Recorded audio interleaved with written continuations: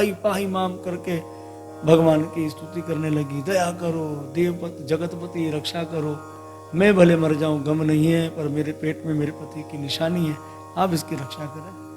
भगवान ने कहा झांक कर देखे तो शरीर कौन है? अरे भगवान ने देखा इसके तो पेट में मेरा भक्त है।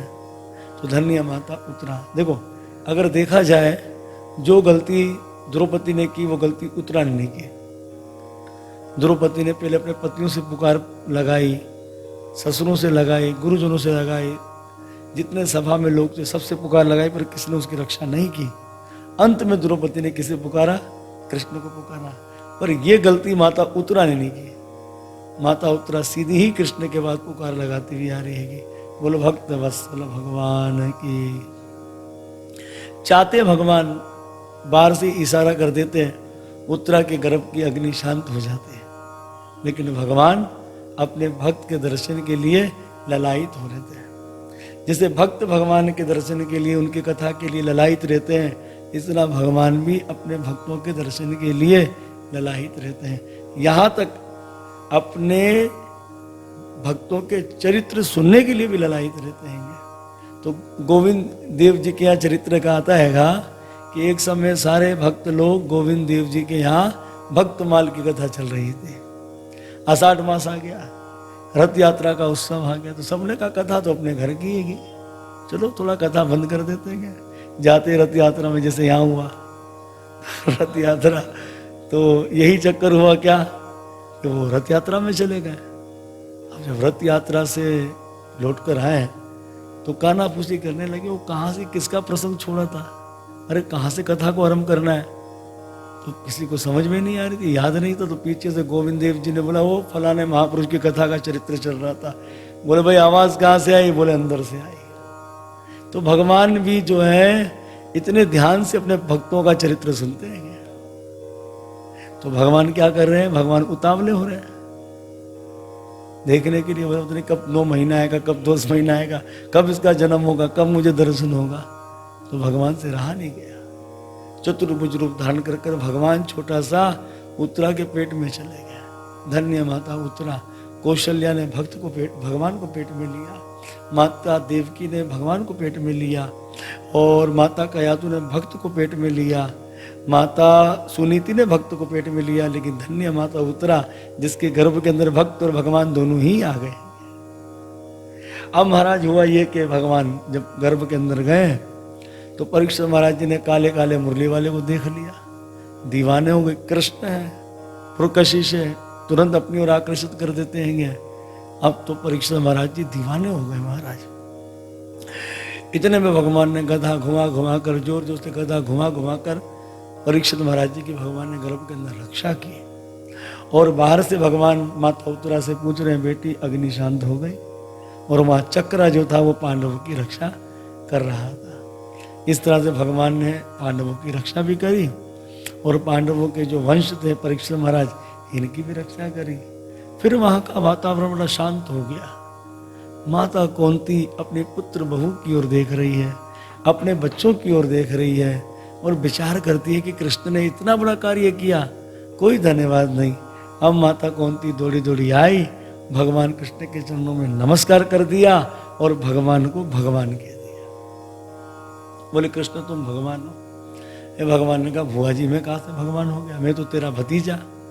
बोले अब चुप कर जा, जब मैं तुझे भगवान कहना चाहती हूँ तो बुआ जी कर कर ऐसा माया का पर्दा डाल देता हैगा, जो मुझ में भगवता आ जाती है जागृत, वो सो जाती है। और आज भतीजे को नमस्कार नहीं कर रही, इसे नमस्कार कर रही हूँ कि नमस्ते पुरुषम त्वाम धीमेश्वरम प्रगते हे परम आलक्षम सर्वभूताना अंतर्बहिर्वस्थितम। मैं परम पुरुष को नमस्कार करती हूँ, जो ईश्वर है, जगत के नाथ हैं, मैं उन्हें नमस्कार करती हूँ। आपके लक्ष्य को कोई नहीं जान सकता। भगवान क्या करना चाहते हैं, तो भगवान के लक्ष्य को, भेद को कोई नहीं जान सकता। और आप सबके भीतर भी है और बाहर भी है। मैं आपको क्या करती हूँ? नमस्कार। क्या कर रही है माता कुंती? भगवान को नमस्कार कर रही है। माया जवनिका छन्नम अज्ञान दोक्ष जामयम न लक्ष्य से मूढ़ दृशा नाटो नट धरो यथा। हे प्रभु, आपकी माया जो है, माया बड़ी बलवान है,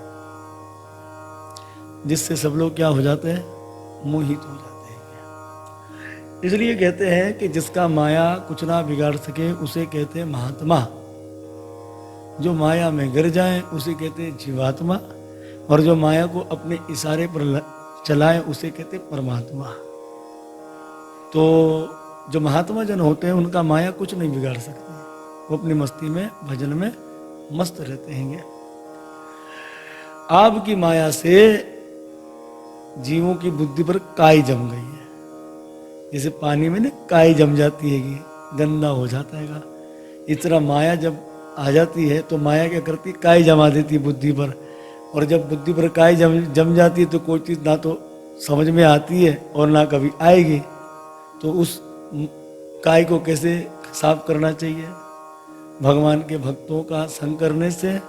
और जब भगवान के भक्तों का संग करेंगे तो वो भगवान की कथा प्रसंग सुनाएंगे, तो प्रसंग क्या करता है, साफ सफाई का काम करता है। क्योंकि भगवान कौन है, भक्त वत्सल। भगवान कौन है, भक्त वत्सल, और यही भगवान की कथा भी है, भक्त वत्सल। देखो, वत्सल कहते हैं गाय के बछड़े को। जब गाय के बछड़े का जन्म होता है कितना गंद गोबर उसमें लगा होता है, और माँ क्या करती है, अपनी जीवा से साफ करती है। कि इस तरह भगवान भी कौन है, वत्सल है। भगवान भी कौन है, भक्त वत्सल है। और वत्सल कौन है, हम है, बछड़े। हम में भी बहुत गंदगी भरी पड़ी हैगी, पर भगवान की कथा क्या करती है, चट चट, मतलब जैसे हमारे अंदर कानों में जाती है तो उस काई को क्या करती है, साफ कर देती है। कि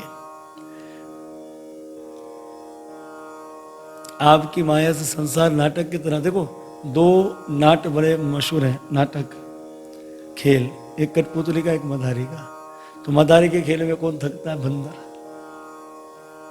पर कठपुतली के खेल के अंदर कठपुतली को नचाने वाला थक जाता है। कठपुतलियां कहती कब तक नचाएगा, नचा। इसलिए संत क्या कहते, प्रभु हम आपकी कठपुतलियां नचाओ, कितना नचाओगे। अब कठपुतली का खेल दिखाने वाला कितना खेल दिखाएगा, 1 घंटा 2 घंटा 3 घंटा, फिर तो उंगलियां ही थक जाएगी। इस तरह से प्रभु आप नटवर हैं। और क्योंकि देखो, 2 लोगों को बड़ा सजाया जाता है, नट और वर। नाटक करने वाले को अगर सजा धजा कर स्टेज पर भेज दिया जाए तो जल्दी करके कोई पहचानेगा नहीं। इस तरह प्रभु आप भी तो नौटंकी की तरह लीला करते रहते हैं, इस मंच पर आते हैं, क्या करते हैं, कभी वरा बन जाते हैं। जब वरा रूप में आपको कोई पहचानने लगता है तो आप तुरंत नरसिंह और आधे पुरुष और आधे सिंह बन जाते हैं। जब वो ध्यान करने लगते हैं कौन है, फिर आप केचुए बन जाते हैं। जब ध्यान करने लगते हैं कौन है आप, फिर आप संत बनकर आ जाते हैं। जब कोई ध्यान करने वाला ध्यान करने लगे कौन हो आप, तब धनुषधारी राम बनकर आ जाते हैं, कभी श्याम बनकर आ जाते हैं। क्योंकि आप नटवर हो, आप कब कौन सा नाटक कर दें ये कोई जान नहीं सकता। इसी तरह से एक मर्तबा एक संत ने भगवान से कहा, प्रभु मुझे आपने इस नाटक मंच के ऊपर बुलाया, क्या करने के लिए, नाटक करने के लिए। हम सब नाटक तो कर रहे हैं इस मंच के ऊपर। जैसे नाटक करने वाले जब आते हैं स्टेज पर, किसी को अपना माँ बना लेते हैं, किसी को अपना बाप बना लेते हैं, किसी को पत्नी बना लेते हैं, किसी को भाई बना लेते हैं, किसी को ना जाने क्या क्या बना लेते हैं। तो कब तक रिश्तेदारी रहती है, जब तक वो पर्दा हटा होता है।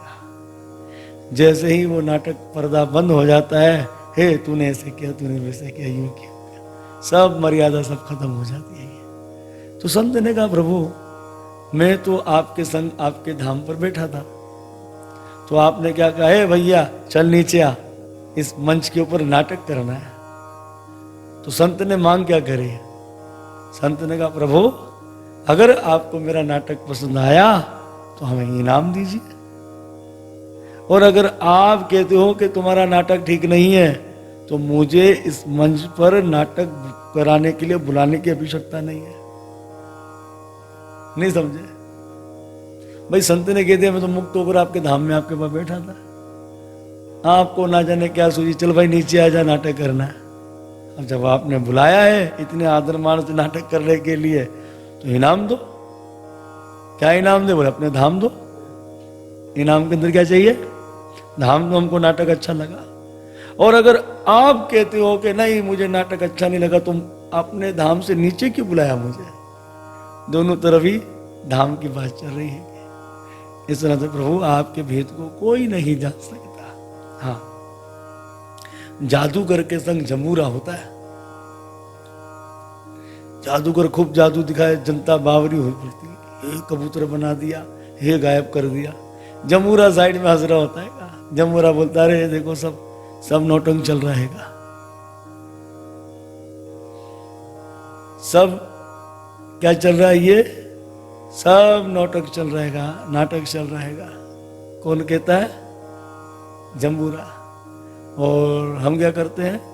खूब नाटक देखकर बावरे होते हैं, जादूगर ने ऐसा कर दिया, वैसा कर दिया, तैसा कर दिया। ऐसे करते ना भैया। तो इस तरह से जम्बूरा कौन है? जम्बूरा जो ना, जम्बूरे होते गुरुजन, और जादूगर कौन होता है? भगवान। भगवान क्या कर रहे हैं, क्या लीला चल रही है, गुरुजनों को पता होता है। और दूसरी जनता बावरी हुई फिरती, ऐसा कर दिया, वैसा कर दिया। इस तरह से आप भक्त वत्सल प्रभु, मैं आपको नमस्कार करती हूँ। कृष्णाय वसुदेवाय देवकी नंदनाय च नंद गोप कुमाराय गोविंदाय नमो नमः। हे कृष्ण, आप वसुदेव जी के बेटा हैं, इसलिए आपका नाम क्या है? वासुदेव। आप देवकी के लाल है, इसलिए आपका नाम है देवकी नंदन। पर आपने वसुदेव देवकी के यहाँ केवल अवतार लिया, और लीलाओं का आनंद नंद गोप कुमार आया। तो नंद जी के यहाँ आप खराटे बजाकर सोते थे, और गोप कुमारों के संग आप लीला करते थे। हे गवों से प्रेम करने वाले प्रभु, मैं आपको नमस्कार करती हूँ। नमः पंकज नाभाया, नमः पंकज मालिने, नमः पंकज नेत्राया, नमस्ते पंकज हाथ। आपकी गहरी नाभि है कमल के फूल की तरह, आपके गाल कमल के फूल की तरह, आपके नेत्र आंखें कमल के फूल की तरह, आप पूरे ही कमल के फूल की तरह हैं। मैं आपको क्या कहती हूँ? नमस्कार करती हूँ। हे प्रभु, मैं आपसे यही वरदान की कामना करती हूँ कि मुझे दुख दो। क्या मांगा माता कुंती ने भगवान से? दुख दो। तो भगवान ने कहा तुम दुख मुझसे क्यों मांग रही हो? तो माता कुंती ने कहा देखो, जब तक दुख था आप हमारे पास थे, और आज हमें राज्य सुख देकर हमारे पास से जा रहे हो। इसलिए हे प्रभु, हमें सुख नहीं दुख चाहिए, ताकि आपका सुमरण बना रहे, आपका दर्शन बना रहे। माता कुंती कहती है कि मुझे याद है कि जब आपने यशोदा के माट मटकों को तोड़ दिया था, उस समय यशोदा मैया आपको छड़ी से मारने के लिए आई। उस समय आपकी आंख का काजल बहकर गालों से आपके वस्त्रों पर गिरने लगा, और आप मैया से प्रार्थना करते, मैया मत मार मत मार मत मार। मैंने वो झांकी आपकी देखी। हे प्रभु, मैंने यही विचार किया कि आप इतने शक्तिमानों के बड़े बड़े राक्षस आपसे भयभीत हो जाते हैं। जैसे गीता के अंदर नहीं, जब 11वें अध्याय के अंदर भगवान ने विराट रूप दिखाया, तो अर्जुन ने क्या देखा? प्रभु, आपके इस भयंकर रूप को देखकर देवता भी घबरा रहे, मैं भी घबरा रहा हूँ, ऋषि भी घबरा रहे। आप मोटी मोटी आंखें फाड़कर संसार को देख रहे थे, इतना भयंकर आपका रूप। माता कुंती कहती है कि प्रभु, मेरे बच्चों पर जब जब विपदा आई, आपने उनकी रक्षा करी। जबकि आपके मामा कंस ने आपके 6 भाइयों को मार दिया, आपने उनकी रक्षा नहीं करी। मैं कहाँ तक कहूँ, शत्रु कोई बाहर नहीं, घर में है। इच्छा मृत्यु वरदानी भीष्म पितामह, कर्ण, द्रोणाचार्य, महान योद्धा, पर इन महान योद्धाओं से आपने हमारी रक्षा करी, मेरे बच्चों की रक्षा करी। मेरे बेटे भीम को दिया था विष मारने के लिए, पर आपके आशीर्वाद से वो तारक बन गया। लक्षा भवन मोम के घर में मेरे बच्चों के संग मुझे जलाना चाहा, प्रभु आपने हमारी रक्षा करी। बस प्रभु, मैं तो आपसे यही कामना करती हूँ कि आप मुझे दुख दीजिए और चले जाइए। दुख भगवान के पास था ही नहीं, इसलिए भगवान ने दुख दिया नहीं। तो जो भगवान को इतनी जल्दी हो रही थी द्वारका जाने की, वो सब खत्म हो गई, और भगवान हस्तिनापुर में रुक गए। एक दिन की बात कि सारा ब्राह्मण समाज भगवान के पास आया और कहा, प्रभु, भीष्म पितामह अपना आप